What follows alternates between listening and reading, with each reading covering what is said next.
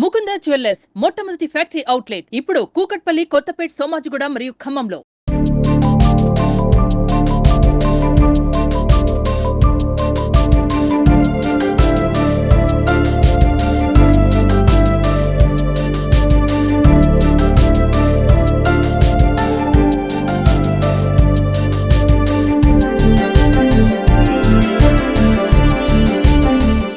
నమస్తే, welcome to Suman TV. నేను మీ సాయి. అయోధ్య రామ మందిర నిర్మాణానికి సంబంధించి ఇప్పటికే దేశంలో ఉన్నటువంటి అనేక ప్రాంతాల నుంచి ఆ నిర్మాణానికి సంబంధించినటువంటి కార్యక్రమంలో అనేక ప్రాంతాలు, అనేక వస్తువులు కానీ నిమగ్నమైనటువంటి పరిస్థితులు మనం చూసాం. తాజాగా హైదరాబాద్ నుంచి మరొక మణిహారాన్ని అయోధ్య రామునికి అందించేటువంటి దిశగా ఇక్కడ ఒక కార్యాచరణ రూపొందించారు. శ్రీనివాస శాస్త్రి గారి ఆధ్వర్యంలో 13 కిలోల వెండి, 1 కేజీ బంగారంతో ధనస్సును, రాముని విల్లుని పూర్తిగా నిర్మించి దీన్ని అయోధ్యలో ఉన్నటువంటి కోదండ రామునికి సమర్పించేటువంటి కార్యక్రమానికి కూడా, బృహత్తరమైనటువంటి కార్యక్రమానికి కూడా పూనుకున్నారు. చూడొచ్చు మనం ఇక్కడ పర్వతపూర్ దగ్గర ఉన్నటువంటి మేడ్చల్లో పర్వతపూర్లో ఉన్నటువంటి అభయాంజనేయ స్వామి ఆలయంలో దీన్ని ప్రస్తుతానికి భక్తుల సందర్శనార్థం ఉంచారు. ఇది విల్లు. ఈ కింద కనిపిస్తుందంతా కూడా బాణం థ్రెడ్తో సహా మొత్తం కూడా నిర్మించడం జరిగింది. 13 కిలోల వెండి, 1 కేజీ ఇక్కడ కనిపిస్తున్నటువంటి మిడిల్లో ఇక్కడ వెండి, ఇక్కడ బంగారం మనకు చూడొచ్చు. పూర్తిగా వెండి, ఈ బంగారంతో ఈ యొక్క ధనస్సును నిర్మించినటువంటి పరిస్థితి ఇక్కడ భక్తుల సందర్శనార్థం ఉంచారు. ఇది నెక్స్ట్ మంత్ అయోధ్యలో ఉన్నటువంటి రాముని వద్దకి, కోదండ రాముని వద్దకి తీసుకువెళ్తారంటూ కూడా చెప్తున్నారు. సో దీనికి సంబంధించి మనం మాట్లాడదాం. బీజేవైఎం నాయకులు, ఇక్కడ మహిళలు కూడా ఉన్నారు. అన్న, మీరు చెప్పండి, ఇంత పెద్ద ధనస్సును భారీ కార్యక్రమానికి పూనుకున్నారు. సో ఎందుకు ఇంత ధనస్సును నిర్మించాలనిపించింది? భారతదేశంలో శ్రీరామచంద్ర ప్రభు మనందరికీ ఆదర్శం. 500 సంవత్సరాలుగా మనకందరూ తెలిసిందే. వివిధ పోరాటాలు, లక్షల మంది స్వయం సేవకుల, కార్యకర్తల ప్రాణత్యాగాల ఫలితం ఈరోజు మనకు అయోధ్యలో రామ మందిరాన్ని నిర్మించుకుంటున్నాం మనం. ఆ సందర్భంగా మా చల్ల శ్రీనివాస శాస్త్రి గారు ఒక సంకల్పం తీసుకున్నారు.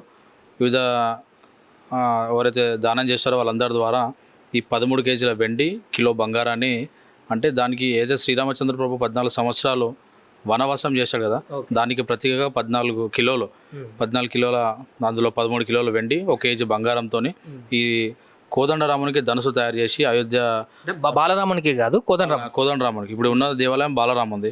వచ్చే సంవత్సరంలో కోదండరాముడు, సీతారాములతోనే అందరూ కూడా ఫస్ట్ ఫ్లోర్ ఏర్పాటు చేస్తున్నారు అయోధ్యలో. వారి కోసం అని చెప్పి ఇది ఒకటి ఇవ్వాలని చెప్పి సంకల్పం తీసుకున్నారు.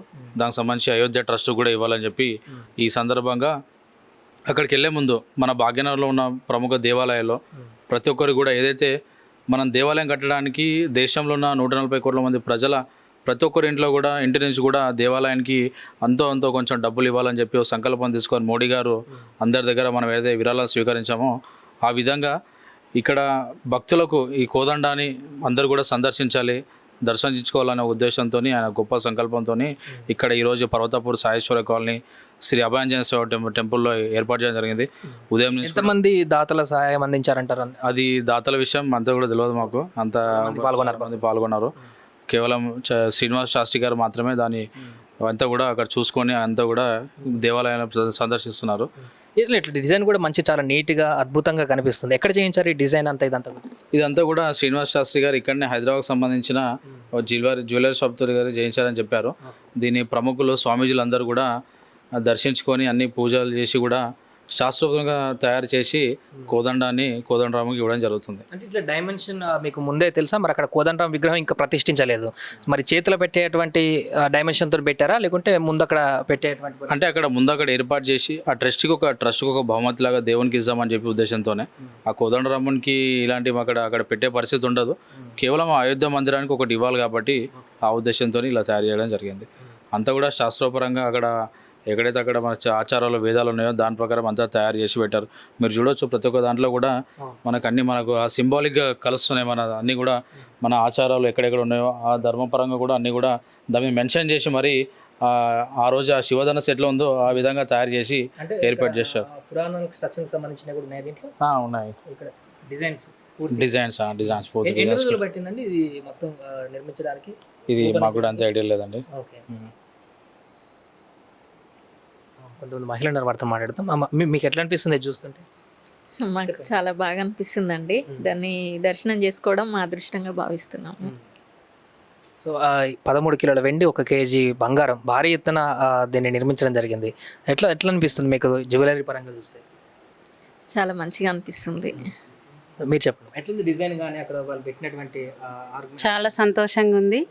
ఆ బాలరామునికి అసలు మందిరం కడతారా లేదా అనే ఒక ఆలోచనలు ఉండే భారతదేశం మొత్తం. మోడీ గారు ఒక ఆయన సంకల్పంతో ఎప్పుడైతే మందిరం నిర్మించారో అందరి భక్తులకు కూడా ధైర్యం వచ్చింది. ఇలాంటి ధనస్సు ఇక్కడ ఇంతవరకు వచ్చిందంటే అది మోడీ గారి పాత్ర కూడా ఉంది అందులో. అనుకున్న భక్తులు కూడా చాలా మంచిగా చేసిర్రు. ఇక్కడ దర్శనం చేయడం కూడా చాలా అదృష్టవంతులం అనుకుంటున్నాం మేమందరం. మీరు చెప్పండి మేడం, ఎన్ని రోజుల నుంచి ఇక్కడ ఉంటుంది, ఎట్లా అనిపిస్తుంది? ఈ రోజే వచ్చింది ఇక్కడికి, చూడముచ్చటగా ఉంది. మా కాలనీకి రావడం అంటే మేము చేసుకున్న అదృష్టం, మేము దర్శించుకోవడం అంటే. సో వచ్చే నెల అయోధ్యకు చేరుకుంటుంది. అవును, ఎట్లా అనిపిస్తుంది? చాలా బాగా సంతోషంగా ఉంది. అవును, చాలా సంతోషంగా ఉంది.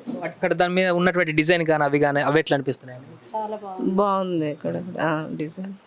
సో చూడొచ్చు, ఇక్కడ వాళ్ళు రూపొందించినటువంటి కొన్ని డిజైన్స్ ఈ విల్లు మీద అప్పుడున్నటువంటి కాలానికి ప్రతిబింబించేటువంటి డిజైన్లుగా ఇక్కడ కనిపిస్తున్నాయి అని కూడా చెప్తున్నారు. ఇక్కడ చూడొచ్చు పూర్తిగా ఆ డిజైన్లు అన్నీ కూడా. అవును, ఆ కాలం నాటి గుర్తులన్నీ కూడా మనకు కనిపించేలాగా అప్పటిన్నటువంటి పరిస్థితిని ప్రతిబింబించేటువంటి విధంగా ఈ డిజైన్ని కూడా చాలా జాగ్రత్తగా నిర్మించినటువంటి పరిస్థితి ఇక్కడ శ్రీనివాస శాస్త్రి గారి ఆధ్వర్యంలో. ఎందుకంటే అయోధ్య కోదండరామన్ దగ్గరికి నేరుగా వెళ్తుంది కాబట్టి ఈ యొక్క విల్లు ధనస్సు పూర్తిగా అక్కడ ఉన్నటువంటి పరిస్థితులకు అనుగుణంగా ఆ కాలం నాటి పరిస్థితులకు అనుగుణంగానే పూర్తిగా ఈ బాణాన్ని విల్లును కూడా నిర్మించారు. థ్రెడ్ను కూడా చూడొచ్చు, ఇది కూడా పూర్తిగా వెండితోనే ఈ యొక్క థ్రెడ్ అంతా కూడా నిర్మించడం జరిగింది. పూర్తిగా ఒక విల్లు ఎలా అయితే ఏ రకంగా ఉంటుందో అలా పూర్తిగా నిర్మించి సెటప్ చేసి రెడీగా పెట్టారు.